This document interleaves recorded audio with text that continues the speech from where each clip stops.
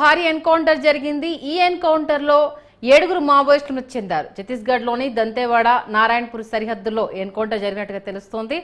7 మావోయిస్టులు అయితే మృతి చెందినట్టుగా ప్రస్తుతానికైతే పోలీసులు సమాచారం ఇవ్వడం జరిగింది. సంయుక్త ఆపరేషన్ తో ఈ 7 మృతదేహాలతో పాటు పహారా కాస్తున్నట్టుగా తెలుస్తుంది. ప్రస్తుతం అక్కడ పోలీసు బందోబస్తు అయితే ఎక్కువైంది. ప్రస్తుతానికైతే 7 చనిపోయినట్టుగా అయితే అఫీషియల్ గా తెలియజేయడం జరిగింది. ఇంకా కూడా కాల్పులు కొనసాగుతున్న నేపథ్యంలో మరింతగా మృతుల సంఖ్య పెరిగే అవకాశం ఉన్నట్టుగా ఇంటెలిజెన్స్ వర్గాలు తెలియజేస్తున్నాయి. మొత్తానికైతే అటు సంయుక్త ఆపరేషన్ కొనసాగుతున్నట్టుగా తెలుస్తోంది.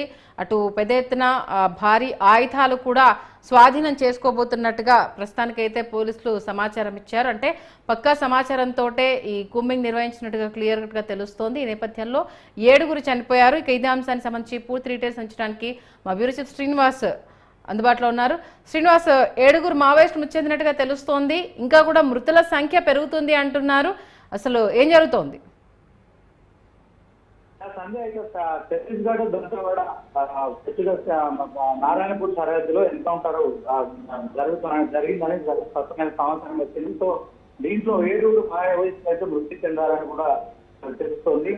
దంతేవాడ నారాయణపూర్ పోలీసుల సంయుక్త ఆపరేషన్ లో ఇక ఎన్కౌంటర్ జరిగింది. దీంట్లో పోలీసులకు అలాగే మరి ఇక మావోయిస్టులకు సంబంధించి ఎదురు కాల్పులు చోటు చేసుకున్నాయి.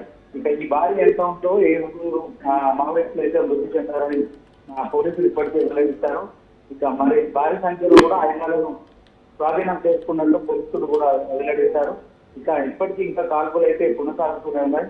సో మరింత మృతుల సంఖ్య పెరిగే అవకాశం ఉన్నట్టు కూడా తెలుస్తోంది. సో ఛత్తీస్గఢ్ లోని దంతేవాడ నారాయణపూర్ మరి సంయుక్త పోలీసుల ఆధ్వర్యంలో అదే సరిహద్దులో ఎన్కౌంటర్ జరగడంతో మరి ఇప్పటికైతే 7 మావోయిస్టులు మృతి చెందారు.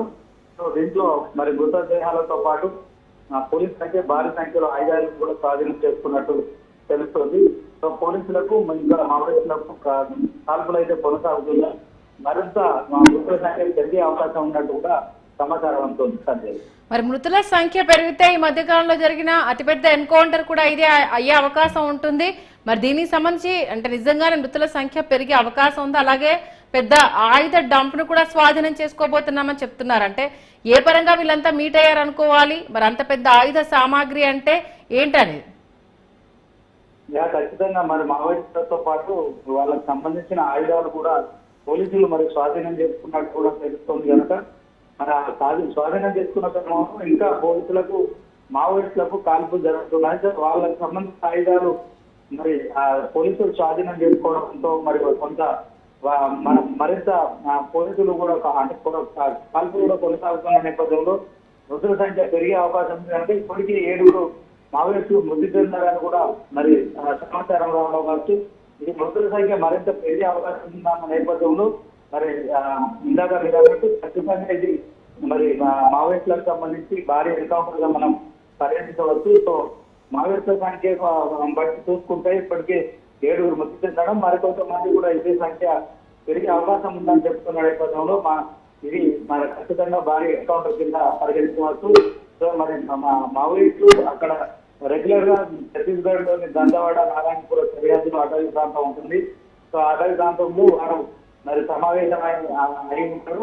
ఆ నేపథ్యంలోనే మరి పక్కా సమాచారంతో పోలీసులు అయితే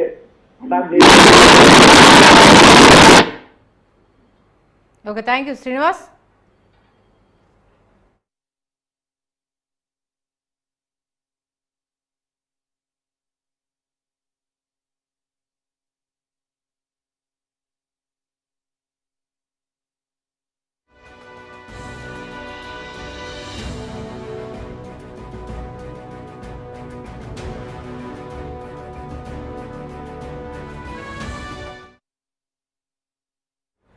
బులెటిన్లో మరో బ్రేకింగ్ అప్డేట్